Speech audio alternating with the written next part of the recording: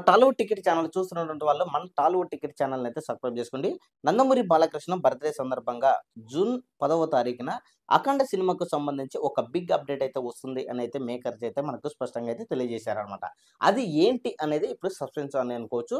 అయితే ఈ యొక్క బాలకృష్ణ బర్త్‌డే సందర్భంగా 'అఖండ 2'కు సంబంధించి టీజరు లేదా గ్లిప్స్ రిలీజ్ చేసే అవకాశాలు ఉన్నాయనేది మనకు స్పష్టంగా తెలుస్తుంది.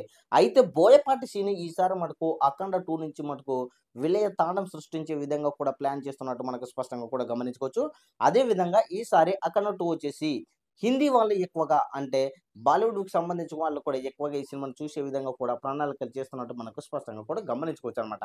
అంటే బాలయ్యకు ఏదైతే మాస్ ఇమేజ్ తీపిచ్చుకొచ్చినటువంటి 'అఖండ' చిత్రము ఈసారి 'అఖండ 2'లో వచ్చేసి విలయతాండం చూపించడం ఖాయం. అదేవిధంగా 'అఘోరకు' మించి కూడా ఈసారి బోయపాటి ప్లాన్ చేస్తున్నట్టు మనకు స్పష్టంగా తెలుస్తుంది.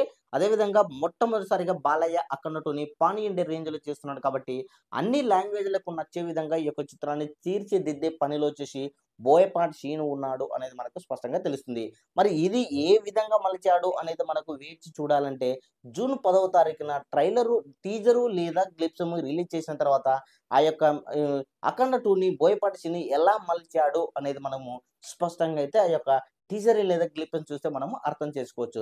సో, అంతవరకు మరి ఈ యొక్క 'అఖండ 2' చిత్రంపై మరి బోయపాటి సీను ఎలా తీసింటాడు అనేది మీ యొక్క అభిప్రాయాన్ని కామెంట్ తెలియజేయండి. అదేవిధంగా ఈ యొక్క 'అఖండ 2' విలయ తాండవం సృష్టిస్తుందా లేదా అనేది కూడా మీ యొక్క అభిప్రాయాన్ని కామెంట్ సెక్షన్ కూడా తెలియజేయండి. సో, మరొక వీడియో కోసం మన ఛానెల్